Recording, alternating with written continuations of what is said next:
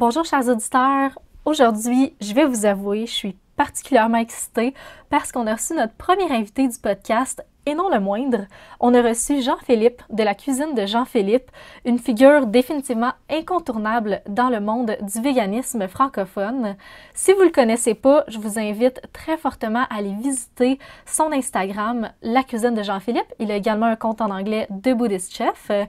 Et aussi, allez voir son site internet lacuisinedejeanphilippe.com dans lequel vous allez retrouver plusieurs recettes, ma foi, absolument succulentes.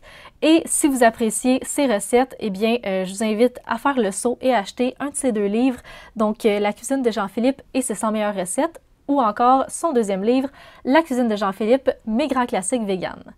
Aujourd'hui, ça a été une discussion vraiment passionnante où est-ce qu'on a parlé d'évolution du mouvement vegan, on a parlé de restaurants, on a parlé de démocratisation du véganisme à travers les options qui sont offertes là, justement dans le monde de la restauration. Vraiment, ça a été une discussion qui nous a totalement enchantés. Une fois de plus, merci Jean-Philippe d'être venu au podcast et je vous souhaite une bonne écoute.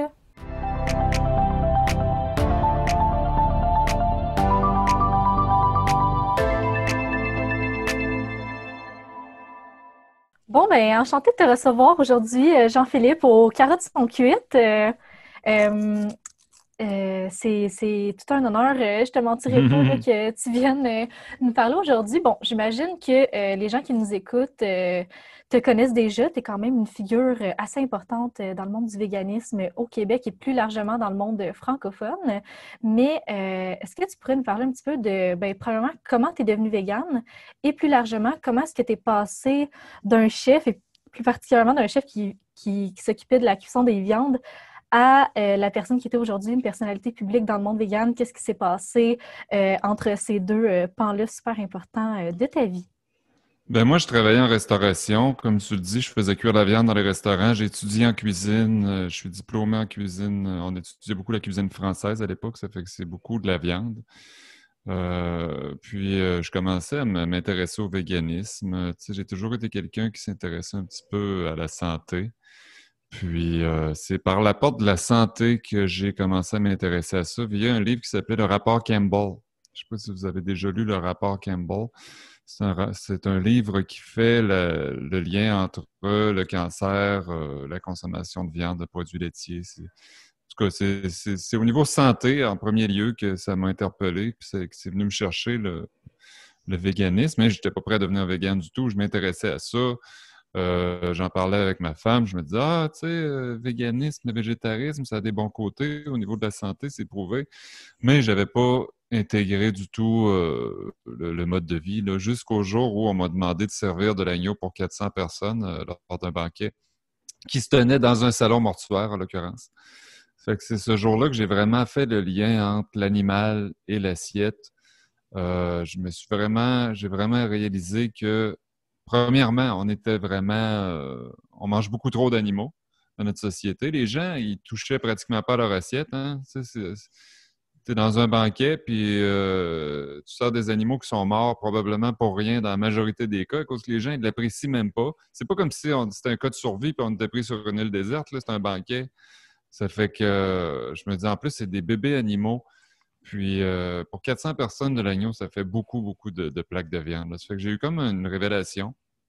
Je suis retourné chez nous, j'étais un petit peu ébranlé. J'ai dit à ma femme, j'ai dit, écoute, tu sais, les affaires de végétarisme puis de véganisme que je t'ai parlé, ce serait peut-être bon que, tu sais, je pense que je vais m'y mettre plus sérieusement. Puis là, elle disait, tu sais, ben non, ça n'a pas de bon sens, qu'est-ce qu'on va manger? Tu sais, c'est toujours ça la peur des gens, hein? C'est qu'est-ce qu'on va manger si on mange plus de viande? Parce qu'au Québec, on mange de la viande 3 fois par jour souvent. Hein. Ça fait que là, j'ai réussi, tant bien que mal, à la convaincre, un repas à la fois, en cuisinant, en prenant mon expertise au niveau de la cuisine, en prenant mes années d'expérience en restauration pour adapter les recettes. Parce que les gens, je pense qu'il faut prêcher par la fourchette. Hein. Il faut vraiment que ce soit bon au goût, puis que ce soit familier pour que les gens y embarquent. Parce que si on fait l'erreur de servir un morceau de tofu cru, comme maman faisait quand j'étais petit, dès que les gens s'intéressent un petit peu à l'alimentation végane, on ne se fera pas d'amis comme ça, là. Comme je disais, le kale, là, ça n'a jamais convaincu personne de devenir vegan. Il faut que ce soit, surtout pas de nos jours. Tu sais, maintenant, on a des opportunités, on a beaucoup de produits dans les épiceries. Il y a de plus en plus de choix, il y a de plus en plus d'options.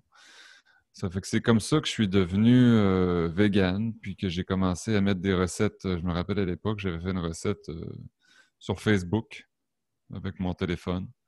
Parce que ma femme m'a dit, pourquoi tu mets pas une recette, tu mets pas des recettes sur Internet, tu sais, t'as de l'expérience là-dedans, tu fais des bonnes recettes. Puis elle était déjà un petit peu plus, elle était plus végane à ce moment-là. Elle était pas 100% végane, mais elle était plus, elle commençait à adopter la philosophie, là. À force de faire manger du tofu général Tao, elle a commencé à trouver ça bon, là.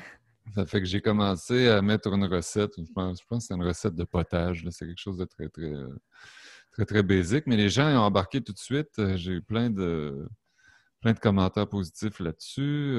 Puis à l'époque, il n'y en avait pas beaucoup non plus Si on parle d'il y a 6 ans peut-être, et maintenant tout le monde est vegan, hein, sur des plateformes, sur les médias sociaux.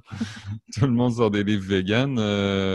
Geneviève Augliman sort des livres végés. Marie-Lou sort un livre végé. Tu sais, des livres végés, il y en a partout sur les tablettes. Là, à mon époque, moi, il n'y en avait pas, là. J'étais le premier livre végé au Québec depuis.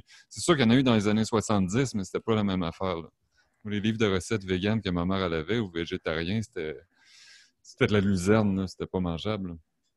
Mais c'est comme ça que j'ai commencé à mettre des recettes sur Internet. Puis à partir de là, écoute, moi, j'ai juste mis des recettes comme ça, puis les gens embarqués. Puis étant donné que les gens embarqués, ben, les maisons d'édition ont commencé à m'appeler. Ça te tente de faire un livre de recettes? Ah ben oui, pourquoi pas, tu sais. Puis on en est ici aujourd'hui. Je travaille sur mon troisième livre qui va sortir l'automne prochain. Puis ça va très bien, là. Ben, félicitations. C'est un gros Merci. accomplissement. Puis, justement, moi, à ce sujet-là, je me demandais, quand tu es devenu végane, pensais-tu que le mouvement allait prendre une amplitude à ce point-là? T'attendais-tu à ça? Ben moi, je pensais pas qu'il y avait des véganes au Québec. Parce que on dirait que quand tu commences à t'intéresser au véganisme, en tout cas il y a 6 ans, c'était toutes des ressources anglophones qu'il y avait. Il y avait des groupes sur Facebook, mais tous les livres de recettes, c'était en anglais. Tous les groupes, tous les sites web, c'était en anglais. Il n'y avait pas de site web vegan en français, là, il y a 6 ans. En tout cas, moi, j'en connaissais pas. Ça fait que moi, je parle anglais. Ça fait que j'ai beaucoup tiré mon inspiration des sites anglophones aussi, des documentaires anglophones. Puis je trouve que ça manque encore de nos jours parce que souvent, les gens me demandent, as-tu un documentaire à me référer? C'est juste en anglais, tu sais. Souvent, les gens ont de la misère à trouver des ressources en français. Mais non, c'est ça. Pour revenir à ta question, je pensais pas que monsieur et madame tout le monde allait s'intéresser comme ça à bouffe vegan parce que je pense qu'on va avoir vendu 100 000 livres là, bientôt. Ça veut dire qu'il y en a du monde là, qui en a acheté le livre. Puis il y en a du monde, c'est pas tous des véganes, mais il y en a du monde. C'est le public en général qui commence à s'intéresser de plus en plus à la nourriture végé. Oui. Ben, moi, dans ma famille, tout le monde connaît tes livres, puis je les ai reçus justement en cadeau de gens pas végés, même pas véganes de ma famille. J'ai reçu en cadeau, fait que tout le monde te connaît. Oui, définitivement, je pense que tu fais vraiment partie intégrante de beaucoup de familles québécoises, puis même plus largement dans le monde francophone, là. Même chose, tu sais, moi j'étais livre, toute ma famille, tu sais, végane, pas végane. Puis comme tu le disais un peu plus tôt, c'est vraiment le fait que tes recettes sont vraiment accessibles, sont vraiment sont autant au niveau des ingrédients, autant au niveau, tu sais, de la manipulation. Tu sais, c'est quelque chose que tout le monde peut faire. Puis je pense que ça a contribué beaucoup au succès justement là, de la cuisine de Jean-Philippe. Puis souvent, je dis aux gens, tu sais, quand tu fais les recettes justement de Jean-Philippe, ben tu les manques pas en fait. Puis ça te donne confiance par la suite, c'est pour faire d'autres recettes et dire hey, c'était donc bien bon finalement, là, le général Tao vegan que j'ai mangé l'autre jour. Puis les ingrédients aussi que tu mets, tu sais, j'ai l'impression que tout est réfléchi. Tu sais, tu vas mettre, par exemple, tu sais, tu ne mettras pas un quart de canne de lait de coco, puis tu sais, des trucs qui sont comme disproportionnels. Pour ça, tu te dis, ben, je fais quoi avec le reste? Tu sais, Ouais. c'est vraiment, tu sais, une canne de lait de coco, c'est vraiment, tu sais, j'ai l'impression que tout est pensé pour faire en sorte que ce soit, tu sais, optimal, puis c'est ça, puis que ça fonctionne au final. Ben moi, quand j'ai fait mon livre, mon premier livre de recettes, j'étais à Victoriaville. Ça fait que si j'étais pas capable de trouver les ingrédients au IGA à Victoriaville, ben j'ai substitué, tu sais. Parce que c'est frustrant quand tu trouves un livre de recettes, puis là, tu regardes le premier ingrédient, puis il aurait fallu que tu sais, faut que tu ailles à Montréal, dans telle épicerie, acheter ça. Ou, tu sais, c'est des affaires comme de la farine de je sais pas quoi, que ça coûte 25$ le petit sac, là, tu sais. J'essaie. Puis ça apporte. C'est pas parce que un ingrédient est rare puis qu'il coûte cher que ça apporte nécessairement quelque chose à une recette. C'est juste des fois les égos des chefs là, qui se disent regarde, moi je suis quelqu'un parce que je connais ça, parce que je mets du piment d'Espelette. Tu sais, il y a 10 ans, là, tout le monde mettait du piment d'Espelette partout, là, puis c'était bien, bien hot de mettre du piment d'Espelette. Là. Puis, tu sais, pourquoi mettre du piment d'Espelette quand la personne, je sais qu'il y a des gens qui ça leur prend tous les ingrédients pour faire une recette. Ils diront pas, je vais substituer quelque chose. Ils diront pas, j'en mettrai pas de piment d'Espelette. Tu sais, ils vont dire, non, ça me prend tous les ingrédients. Moi, ma femme est comme ça. Même si les asperges sont comme 25$, s'il y a des asperges dans la recette, ça, je vais payer des asperges, tu comprends? Ben, on va changer de recette. Tu sais. Fait que les gens, il faut qu'ils trouvent les ingrédients. Premièrement, il faut que ce soit facile, il faut que ce soit simple. Puis, moi, je fais partie des gens qui cuisinent, mais les gens, ils cuisinent pas. Les gens, ils cuisinent, mais ils ont pas le temps de cuisiner. Tu comprends? Il faut que ce soit tellement simple, il faut que ça prenne 15 minutes. Tu sais. Dans mon deuxième livre de recettes, j'ai des recettes plus élaborées qu'on peut faire la fin de semaine. Mais souvent, quand je fais des recettes plus élaborées, j'aime ça quand ça se congèle, tu sais, pour que les gens y en aient au moins pour quelques repas, là, tant qu'à passer 1 heure à faire une recette. Il faut que ça dure. Là.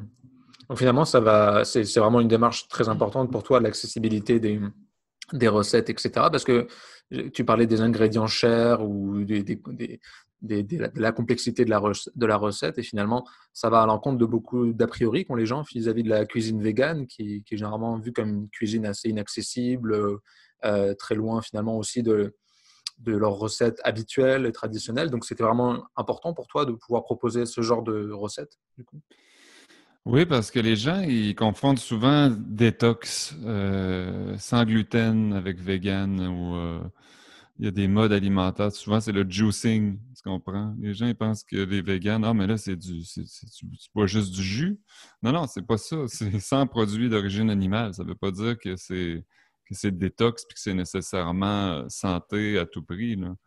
Il faut que ce soit familier. Puis je pense que la démarche, l'accessibilité puis la démocratisation du véganisme passe beaucoup par la familiarité avec des produits que les gens connaissent. Là, on voit un gros boom depuis 2 ans à peu près avec les produits comme le Beyond Meat, comme les produits Gusta, avec les produits déjà qui imitent la viande. Je sais que les gens n'aiment pas ça quand on dit que ça imite la viande, mais c'est des produits, c'est des substituts de viande.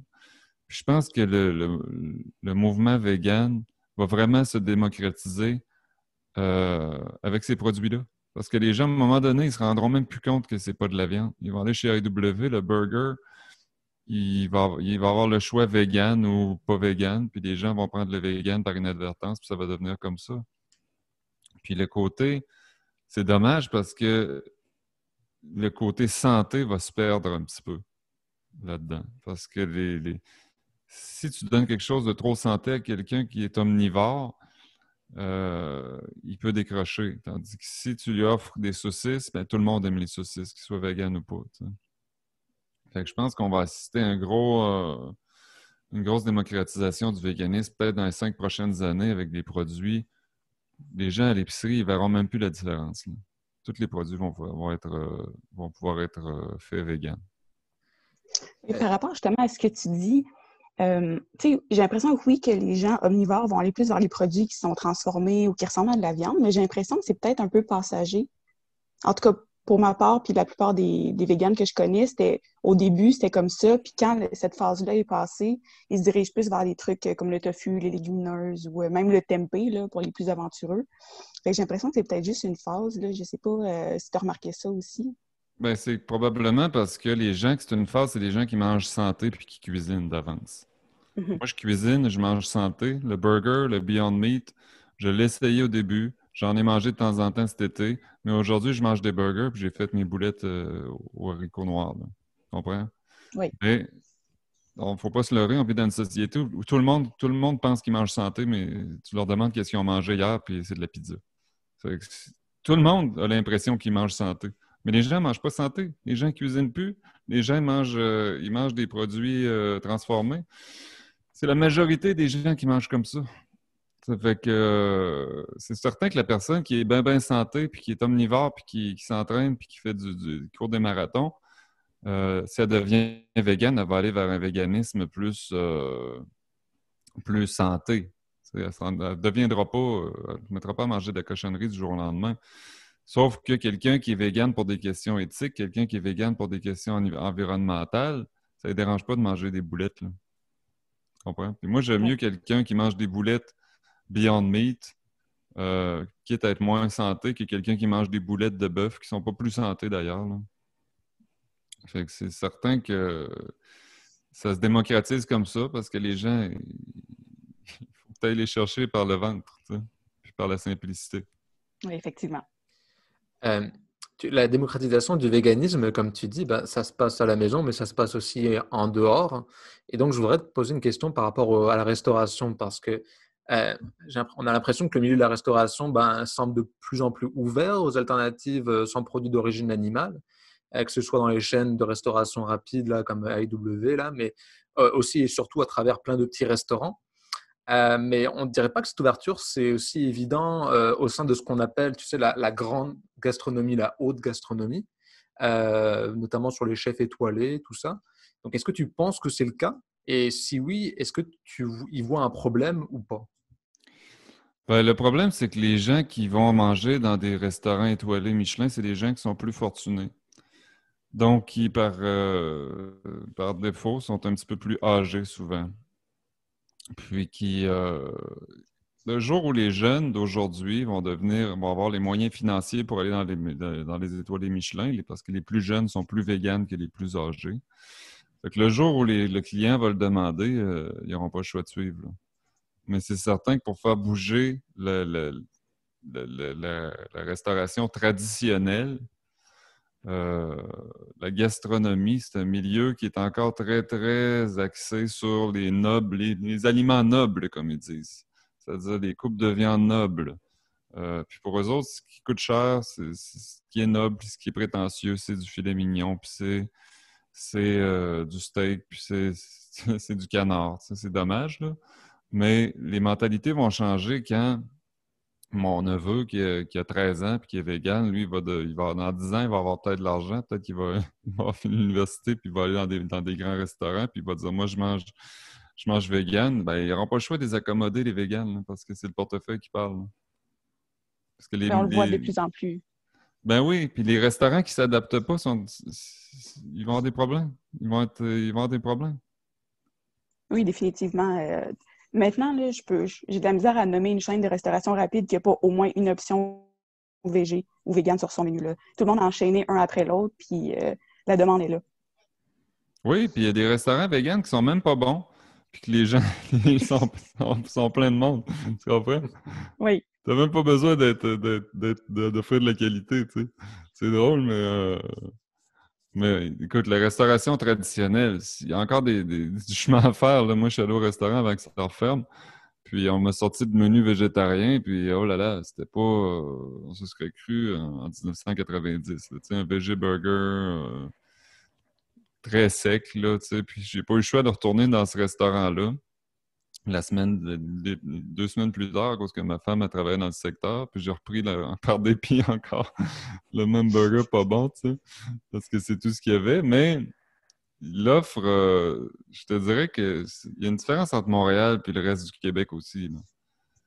Tu sais, quand tu habites à Victoriaville, il n'y en a pas de restaurant vegan. Il n'y en aura pas non plus parce qu'il n'y a pas de clientèle pour faire vivre un restaurant. Le jour où il y aura une clientèle pour faire vivre un restaurant, ben, il va y avoir des gens qui vont ouvrir un restaurant comme à Trois-Rivières. Il y a le Café Frida qui est ouvert.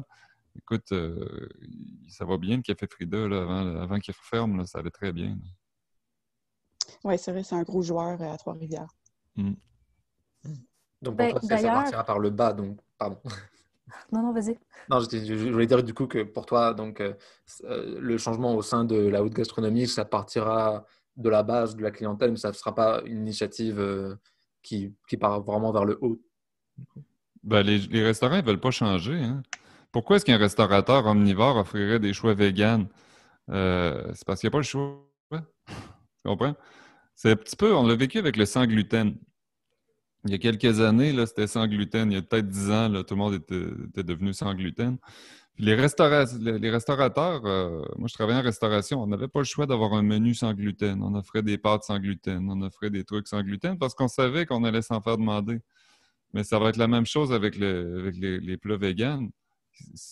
À un moment donné, tu n'as pas le choix d'en offrir, là. Parce que les clients, dans un groupe, il y a toujours un ou deux véganes maintenant, là. Oui. Puis, je ne sais pas ce que tu en penses, mais s'il y aurait un gros joueur en restauration qui settrait le ton, puis qui dirait, moi, je me pars un beau resto vegan, penses-tu que ça pourrait inciter d'autres personnes, justement, à vouloir ouvrir des restos véganes, puis vouloir changer un peu les choses? Ben, c'est que les gens maintenant, il y a beaucoup de vegan curious, là. Tu sais, je suis allé au restaurant qui s'appelle Le Don à Québec, Le Don, en tout cas, je sais pas comment le prononcer, là. Puis cet été, puis c'est vraiment dans une section touristique. Tu sais, il y a une grande terrasse, puis trois quarts des gens qui étaient là, je suis certain qu'ils ne savaient même pas que c'était vegan, là. Tu sais, c'était des gens d'un petit peu partout au Québec qui étaient là, puis qui avaient entendu parler du restaurant, puis qui s'installaient à la terrasse, puis qui mangeaient. Puis c'était le restaurant qui marchait le mieux dans le secteur du Vieux-Port à Québec. Ça en dit long, là. Les autres Oui. restaurants n'étaient pas véganes, puis ils marchaient pas autant que ça. Fait qu'à un moment donné, ça devient de la valeur ajoutée d'avoir un menu vegan. Ça devient de la valeur ajoutée d'avoir des produits véganes. Moi, IGA sont venus me chercher pour que je fasse des plats prêts à manger dans les épiceries. C'est parce qu'il manquait d'offres véganes. Comprends? C'est parce que c'est le consommateur qui demandait des produits véganes, puis il n'y en avait pas, là. Oui. Tout à fait. Puis dans tous les cas, tu sais, comme on disait un peu plus tôt, tu sais, on va vraiment voir les gens par le goût finalement. Plus que ça va goûter bon, plus qu'ils vont vouloir embarquer là-dedans. Tu sais, les végans n'arrêtent pas de manger de la viande parce qu'ils n'aiment pas le goût de la viande. Tu sais, c'est pour des raisons éthiques, environnementales, de santé.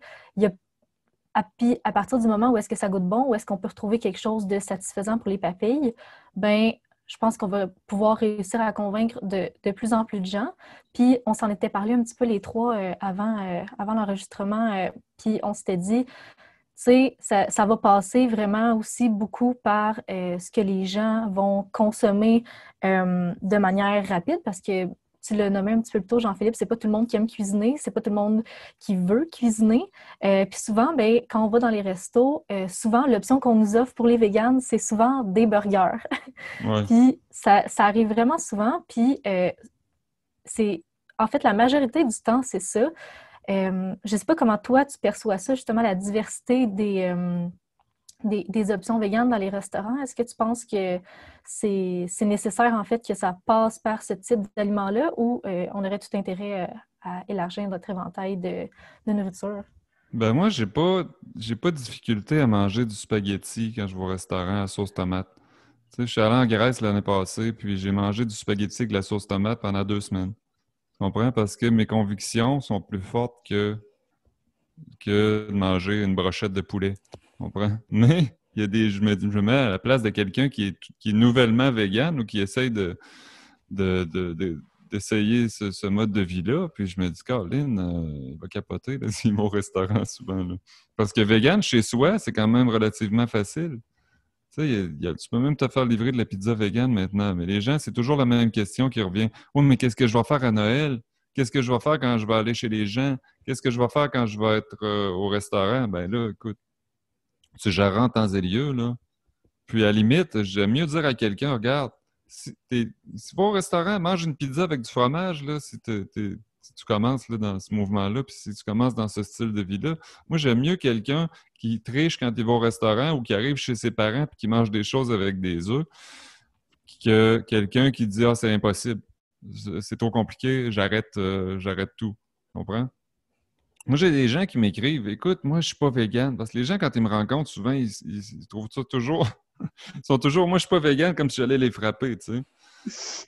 Puis ils sont toujours un petit peu sur la défensive avec ça. Puis ils disent, ah, moi, je suis pas vegan, mais tu sais, grâce à tes livres, là, on mange plus de viande chez nous. Ben, c'est quand même bon, là. Vous mangez plus de viande jamais. Tu sais, t'as pas besoin de t'excuser, là, de cause que t'es pas vegan 100% si t'as arrêté de manger de la viande avec ta famille au complet, tu sais, alors qu'il y a du monde qui en mange 3 fois par jour.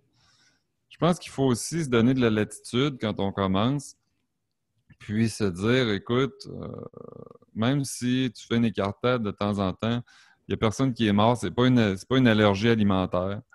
Même si tu manges, tu bois du lait à un moment donné, par inadvertance ou whatever, faut pas trop se culpabiliser non plus, puis en faire tout un plat, là. Tu sais, déjà, si tu es vegan chez toi à la maison, on verra quand ce qui va se passer aux fêtes, là, tu sais. Oui, mais c'est ça. J'ai l'impression beaucoup que dans le mouvement vegan, les gens se mettent beaucoup de pression pour être parfaits. Puis pourtant, dans la plupart des véganes que je connais, ça a été un cheminement quand même assez graduel. Fait que je pense que c'est important de rappeler aux gens justement que les petits efforts, c'est important, puis que c'est un cheminement personnel, puis qu'il faut y aller à son rythme, puis l'important, c'est vraiment d'y aller avec ses valeurs. Je pense que c'est ça l'important à Ben travers oui, tout ça. des fois, tu sais, on voit des gens qui se font réprimander sur les médias sociaux à cause qu'ils mangent du fromage, puis qui sont végétariens, puis qui sont pas parfaits, ils sont pas véganes, tu sais, mais il y a personne dans notre génération qui est végane de naissance, là, tu sais. Tout le monde a déjà mangé de la viande. Puis c'est comme si tu disais à quelqu'un, c'est comme si ma mère elle m'appelle et elle dit ah, j'ai pris une marche 15 minutes aujourd'hui, puis tu l'engueules, tu dis pourquoi t'as pas couru pendant une demi-heure? Tu comprends? T'as déjà Oui, fait un effort. Faut encourager l'effort plutôt que tout de suite être négatif. Puis ça, le mouvement vegan a beaucoup souffert de ça, d'une espèce de réputation d'être un petit peu rabat-joie, puis de donneur de leçons, puis tu sais, il y en a qui veulent être véganes, mais on dirait qu'ils veulent être seuls à être véganes. Ils veulent pas que les autres. Ils veulent pas que le monde qui sont pas cool soit vegan. Ils veulent que ça reste une petite gang, les véganes. Là, que nous autres, on est cool, là, puis que les autres, on veut pas que ma tante Ginette soit végane parce qu'il n'y a pas. Non, on veut pas qu'elle soit dans la gang. Mais c'est pas de même que ça marche, là. Tu comprends? ben non, Moi, je exact. bienvenue, madame, ma tante Ginette, là. Ben oui, c'est ça. Comme tu disais tantôt, c'est de plus en plus accessible. Fait que, tu sais, c'est pour tout le monde, là. Ben C'est oui. pas pour la petite classe élite, là. C'est vraiment pour tout le monde. Et puis c'est facile. Tu sais, moi, quand j'étais jeune, il y avait du tofu à l'épicerie, il fallait que tu le cherches, il y avait juste du tofu. Le reste, il y avait rien d'autre. Maintenant, là, tous les produits véganes qu'il y a partout, là, dans les épiceries régulières en plus. Tu sais, c'est des épiceries chez IGA, ils ont des murs pleins de véganes. Ils ont du fromage, ils ont plein d'affaires. Ça, depuis 2 ans, ça a évolué. C'est incroyable, là. Et j'ai aussi l'impression que tu vois, quand on devient vegan, on réalise aussi qu'il y a beaucoup d'options en fait dans des établissements de restauration qui n'indiquent pas qu'ils ont une offre vegan. Je pense à beaucoup. Enfin, moi, j'ai jamais eu de problème à trouver de quoi manger dans des restaurants indiens, dans des restaurants japonais, asiatiques en général, ou même mexicains. Donc, on voit aussi que c'est une invitation à être curieux, à être ouvert aussi sur la diversité gastronomique en fait, et pas juste à rester dans son carcan un petit peu très traditionnel en cuisine. Donc, je pense qu'il faut aussi garder ça en tête, en fait. C'est pas Il faut pas si avoir dur que peur de ça. demander. Il faut pas avoir peur de Mhm. demander. Tu sais, le chef, ça lui fait plaisir de faire une pizza sans fromage avec des légumes, là. Ça ne demande pas plus d'efforts, là. Il faut juste Mhm. demander, tu sais. Absolument. Et puis je pense qu'il ne faut pas avoir peur de demander parce que plus qu'on y va, puis qu'on demande, puis qu'ils voient que la demande, justement, est là, j'ai l'impression que ben, ça va allumer des lumières, tu sais, un peu partout, puis qu'ils vont se dire, bon, ben, ça fait 10 fois aujourd'hui que je me fais demander si j'ai, tu sais, un produit vegan à offrir dans mon restaurant. Peut-être qu'il serait temps que j'en mette un, tu sais, parce que clairement, tu sais, la demande est là. Moi, je suis toujours super étonnée, tu sais, quand je rentre dans un restaurant, tu sais, puis je m'informe, bon, avez-vous une option végane? Puis bon, souvent, tu sais, les restaurateurs sont super gentils, les serveurs, ils vont s'informer, ils finissent par, tu sais, te concocter quelque chose si c'est pas directement sur le menu. Puis, tu sais, c'est très rare là, que ça m'est arrivé, mais ça m'est arrivé qu'on me dise, ah, c'est quoi ça? Vegan, est-ce que vous mangez du poisson? Puis là, bon, Ouais. c'est pas plus grave que ça, tu sais, tu leur expliques gentiment, puis souvent, mon chum, il me dit, ah, fais juste leur dire que t'es allergique, là, ça va être moins compliqué, puis je suis comme, ben non, tu sais, si je dis que je suis allergique, ça fera pas avancer rien, tu sais, tandis que si on le demande, ben, on a une visibilité à travers les demandes qu'on fait, puis les options qui vont finir par se diversifier, puis éventuellement, ben, il va en avoir un peu plus partout. C'est sûr que bon, on le disait tantôt, dans les grandes villes, c'est sûr que c'est toujours plus évident que dans les régions. Moi, je viens d'une région, puis c'est moins facile, mais après, quand on demande, puis que c'est fait avec une bonne intention, habituellement, on se fait toujours bien répondre, puis même quand ils ne savent pas c'est quoi, ça leur fait plaisir, d'essayer de nous faire plaisir, parce que c'est pour ça qu'ils sont là, finalement. Oui, voilà. Moi, en terminant, j'aimerais ça savoir, Jean-Philippe, c'est quoi ta perspective pour le futur, pour le mouvement vegan? Comment tu vois ça? Ben, je pense qu'il ne faut pas perdre de vue que c'est un mouvement qui est générationnel. La plupart des véganes ont moins de 30 ans. Les mentalités, ça change toujours, ça change rarement dans la même génération. Tu sais. Les gens ne changent pas d'idée. C'est qu'il y a une nouvelle génération qui arrive avec des nouvelles idées. Puis quand la nouvelle génération avec des nouvelles idées va arriver sur le marché du travail, puis qu'il va avoir un pouvoir économique, puis qu'il va avoir un pouvoir, parce qu'acheter, c'est voter, hein, c'est comme ça que ça fonctionne. On vit dans un régime capitaliste, ça fait que les gens qui décident, c'est les gens qui payent. Le jour où ces gens-là, ces jeunes-là vont avoir une carte de crédit, puis ils vont avoir du crédit, mais là, les choses vont changer. Tu sais, si je me magasine une voiture présentement électrique ou hybride, j'ai de la misère à en trouver. C'est pas drôle que 80-90% des voitures sur le marché soient au gaz encore. Là. Ben, ça va changer quand la nouvelle génération va arriver. Elle va dire, ben moi, ta voiture au gaz, là, je vais acheter n'importe quelle voiture plutôt que ça.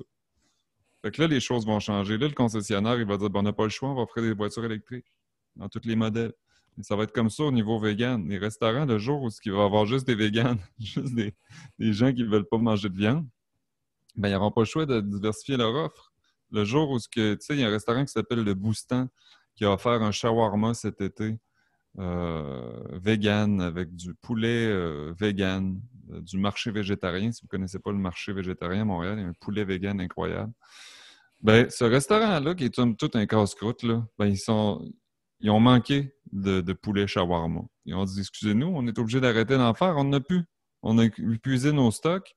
Ça va revenir aussitôt qu'on est capable d'en retrouver. Fait que ça veut dire que le restaurant, j'ai entendu parler de ce restaurant-là ce matin à la radio, ils font leur publicité maintenant sur leur fameux plat vegan. C'est pas un restaurant vegan. C'est un restaurant qui inclut une offre vegan qui a tellement eu de succès qui sont devenus backorder, puis que maintenant, ils payent des annonces à la radio pour dire hey, notre spécial vegan est revenu. Fait que ça, c'est comme ça que les temps changent. C'est quand les machines, les structures traditionnelles offrent un produit vegan puis que ça se vend plus que le produit traditionnel. C'est comme ça que ça va changer. Oui, ben merci pour le mot de la fin. Ça donne vraiment espoir, je trouve, pour ce qui s'en vient. Ben, merci à vous. Ben, merci beaucoup d'être venu. On est vraiment contents de t'avoir reçu. Merci.